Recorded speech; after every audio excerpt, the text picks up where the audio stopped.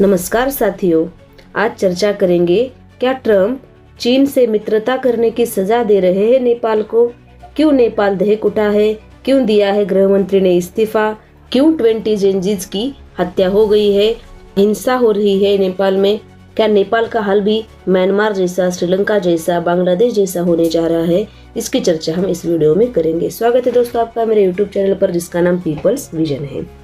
दोस्तों, नेपाल में हाल फिलहाल में कुछ ऐसा घटित हुआ जिसकी कल्पना किसी ने नहीं की थी, ना नेपाल ने ना किसी और ने की थी।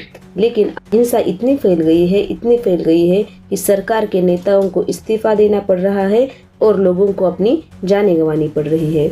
तो बात शुरू होती है नेपाल ने शुरू किए कुछ ऐसे विरोध के बारे में, ऐसे बैन के बारे में जिसको जेनजी का विरोध था। अब ये जेनजी क्या है? तो जेनजी उन लोगों को कहा जाता है जिनको सोशल मीडिया के माध्यम से ही पूरी नॉलेज जो है, इंफॉर्मेशन जो है मिलती रहती है। ना वो किताबें पढ़ के या फिर सोशल मीडिया पर एक्टिव रहना उनको ज़्यादा अच्छा लगता है। ऐसे जनरेशन को जेनजी जनरेशन कहा जाता है। इनका विरोध था। वह ऐप कौन से देश के थे, कौन से कंपनी के थे? तो अमेरिका कंपनी के वह ऐप थे। लगभग 24 से 25 ऐप नेपाल ने बंद करवाए थे। उनके बारे में यह प्रोटेस्ट हो रहा था। नेपाल सरकार का यह ऐप से यह विरोध था कि ऐप के जरिए से नेपाल की छवि जो है वो धुंधली की जा रही है, नेपाल की संस्कृति को बदनाम किया जा रहा है, ऐसा नेपाल के सरकार का कहना था। इसलिए वह ऐप बंद करवाए गए। हालांकि ऐप को पहले एक चेतावनी दे दी गई थी। उनको कहा गया था कि एक आप ऐसा व्यक्ति नियुक्त करिए जिससे हम कह सके कि यह पोस्ट हटवा दे, यह पोस्ट अच्छी नहीं है, जिससे कि हमारा नियंत्रण उस ऐप पर हो। लेकिन ऐप यह मानने को तैयार नहीं है, अमेरिका यह मानने को तैयार नहीं थी। इसलिए नेपाल ने यह कदम उठाया और जो ऐप है उसे बंद करवाया।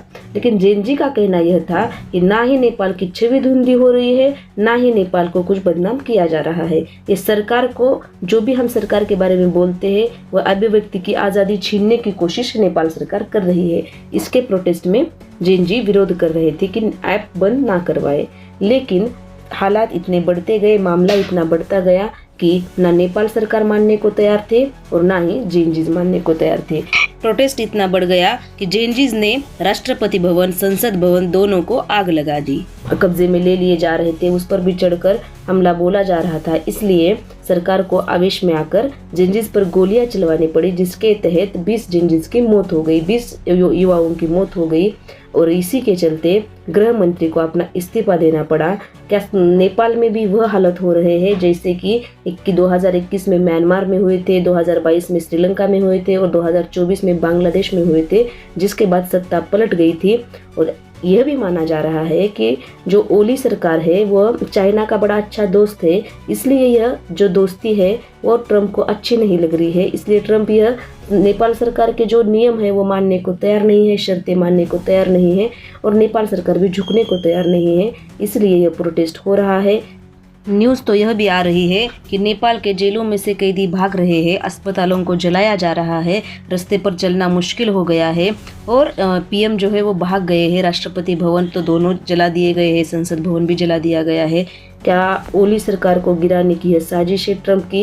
यह सवाल उठाए जा रहे हैं। आपको क्या लगता है? कमेंट में मुझे ज़रूर से बताइए। यह न्यूज़ कैसी लगी, यह वीडियो कैसी लगी, जानकारी कैसी लगी, यह भी मुझे ज़रूर से कमेंट में बताइए। इस वीडियो में इतना ही। मिलते हैं दोस्तों नेक्स्ट वीडियो में। तब तक के लिए धन्यवाद। Bye bye.